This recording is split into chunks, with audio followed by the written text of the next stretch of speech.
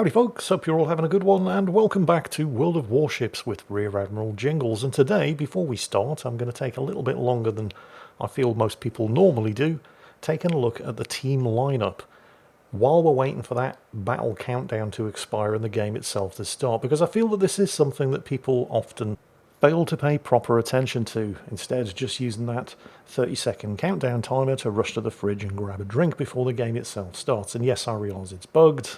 You can only see the friendly team lineup, but the information that the enemy destroyers in particular should have been absorbing is clearly on display.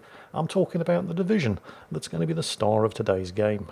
We have below average Potato in the USS Austin, and he is divisioned up with Prometheus. In the destroyer, the USS Summers. So what's so important about this particular combination of cruiser and destroyer that is potentially going to be fatal for any destroyers on the enemy team? Well, in normal circumstances, if you're looking at the team list and you see the enemy team have an Austin, and they also have a bunch of destroyers, nothing in particular. I mean, you should probably take pains to stay away from the enemy Austin, in particular if you're in a destroyer wherever possible, because a combination of a huge bunch of rapid-firing 5-inch guns firing semi-armor piercing shells with a main battery reload booster will wreck a destroyer in no seconds flat. But the Austin is kind of unique amongst high-tier American cruisers, not just in the fact that it has semi-armor piercing ammunition, but it also doesn't have a radar. And of course, not unusually for American high-tier cruisers, it also doesn't have a smokescreen.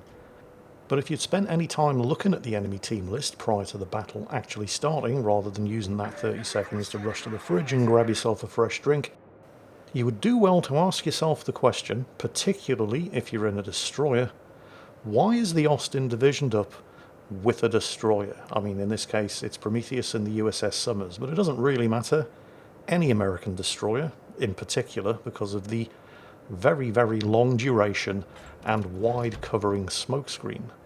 So if the Austin's divisioned up with an American destroyer, it's got a smokescreen.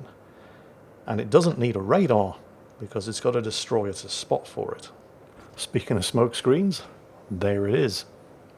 Now this smokescreen is going to be 100% useless if both the Summers and the Austin are hiding in it.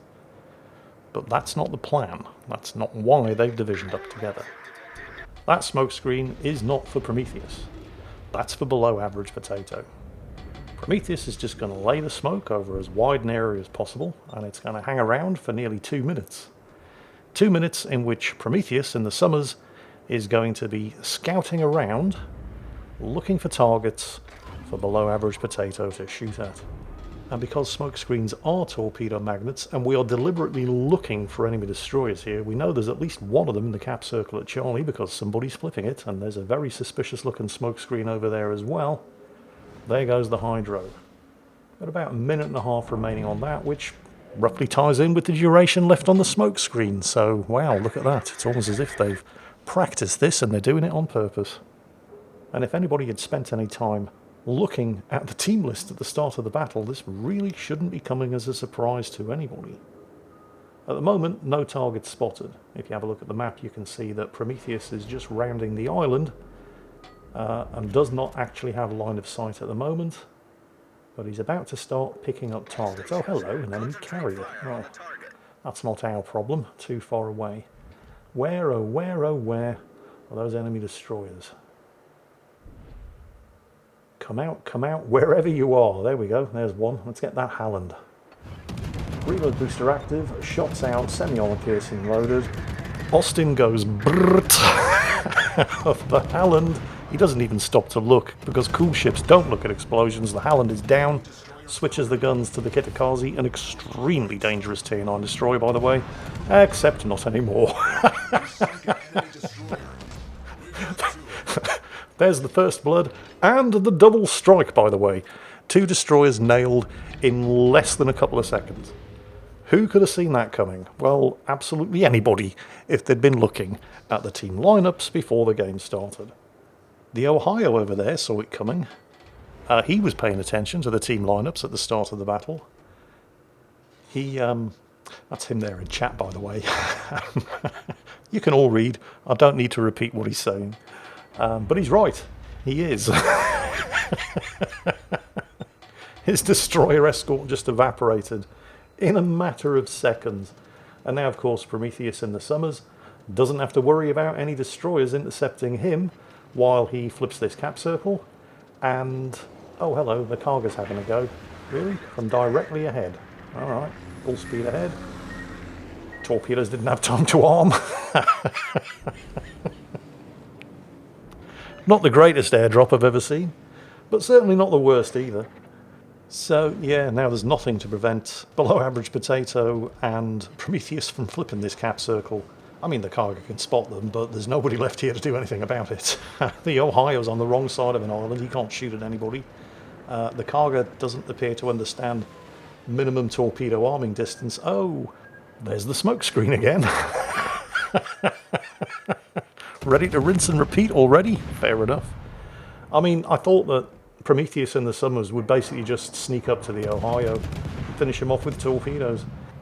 And that option is still certainly available, but there's no reason why he can't drop another smoke so that Below Average Potato can get in on the fun as well.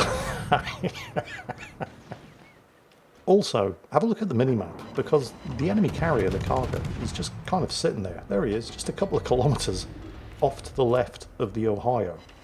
And the Ohio isn't going anywhere fast. I mean, it could, it's a fast battleship, but it's got not one but two destroyers and an Austin shooting at it. Because there's a Jutland over there as well, within a couple of kilometres of the cargo. So the cargo's probably got some torpedoes on the way, and he's just sitting there. We've lost sight of the cargo for the moment. The Jutland's probably smoked up because he is coming under air attack, and he's in a narrow channel, not giving him much opportunity to dodge torpedoes. But don't worry, the cargo's turn will come. For now, it's that extremely unfortunate Ohio who is also getting his chance to die in the shade as Austin goes brrrrt once again. Holy shit, would you look at that. Let's not forget the Austin has its torpedoes as well, but honestly I don't really think he needs to be using them.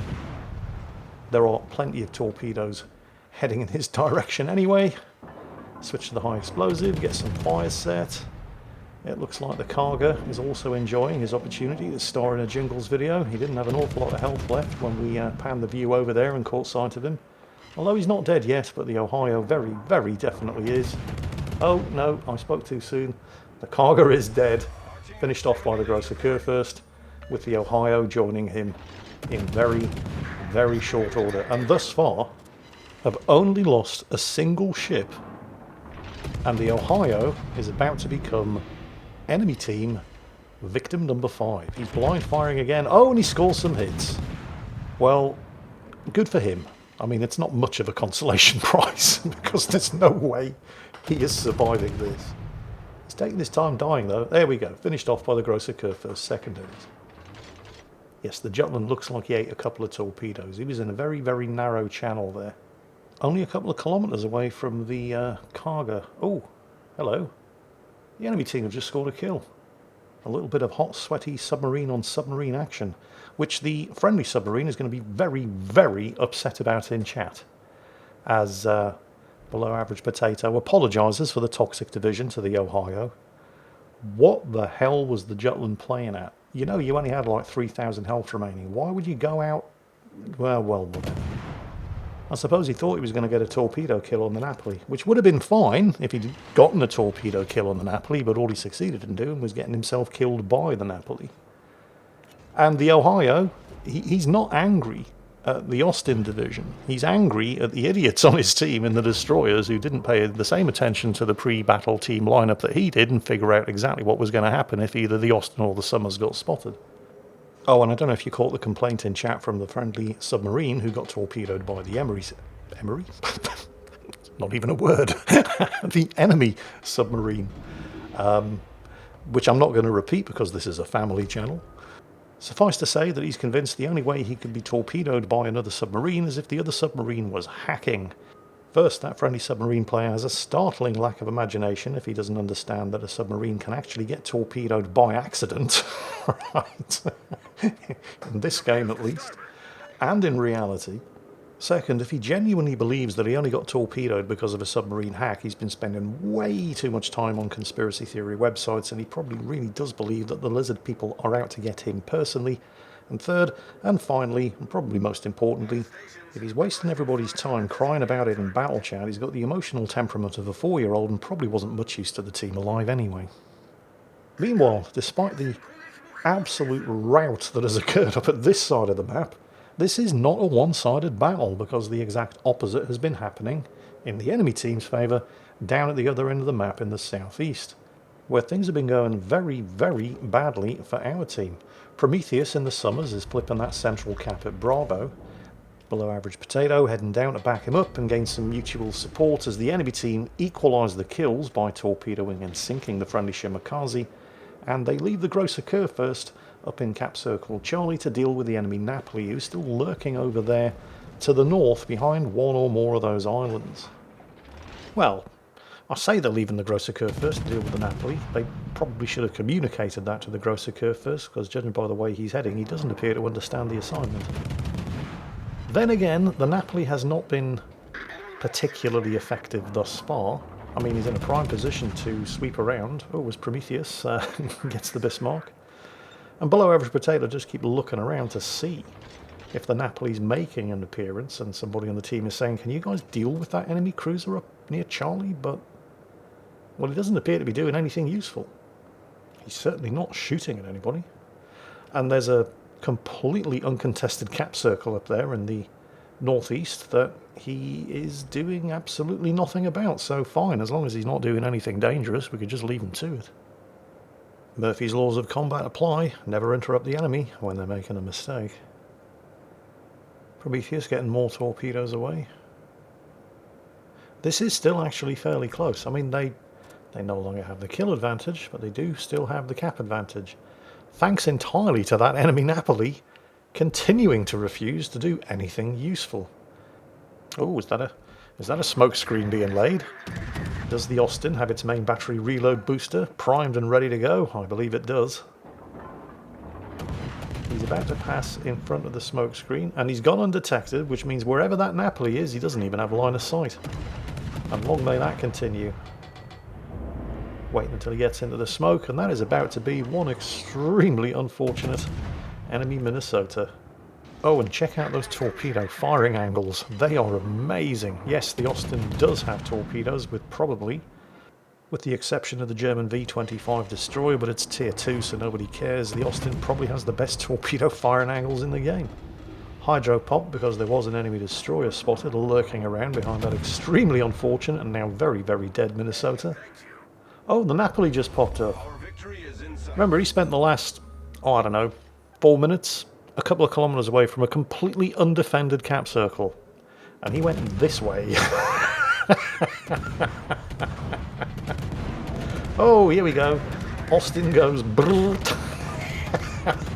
Destroyer spotted. Destroyer's health evaporates. Destroyer dead. Another destroyer spotted. Another double strike. 2 double strikes on enemy destroyers in the same battle. Oh, there's another extremely unfortunate Ohio who probably doesn't have long left in this world. Don't worry, he's not going to have to suffer the indignity of being torpedoed. He's probably not going to live that. Oh, mate, wait, maybe he will. Is that Kitakazi? It is, it's Kitakazi Torps. Oh no, Prometheus has gone down, finished off by secondaries. And now there's only 2 of them left. And the Napoli has just entered the chat. A day late and a dollar short, of course, but he is at least in time to enjoy the almost undivided attention of the entirety of the team. Almost. Because below average Potato is spotted, and it ain't the Napoli. He's on the other side of an island, which means there's an enemy submarine. Yep, right over there. Here comes the sonar ping. Oh, he's managed to ping him in the last 30 seconds. He's actually scoring some hits on the submarine though, so it must be at periscope depth.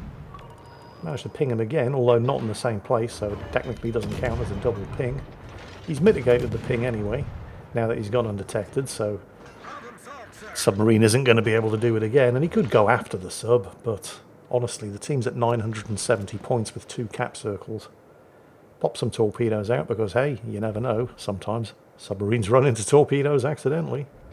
But it's Johnny-come-lately in the Napoli over there who's probably going to be the only other realistic opportunity for a kill before the team reach 1,000 points, and this match is over. Shots are in the air. Is he going to get it? Is it going to be a Kraken? No. Team reached 1,000 points. Napoli lives to run away and be no use to his team alive another day. Below average potato in the USS Austin, backed up by the always reliable Prometheus in the USS Somers, providing a textbook example of why it might be a good idea to actually stop and study the team lineups before a battle, paying particular attention to any divisions on the enemy team, and ask yourself the question, why have those two ships decided to division up together? It might just save your life. That's it for today. Hope you enjoyed it, and as always, take care, and I'll catch you next time.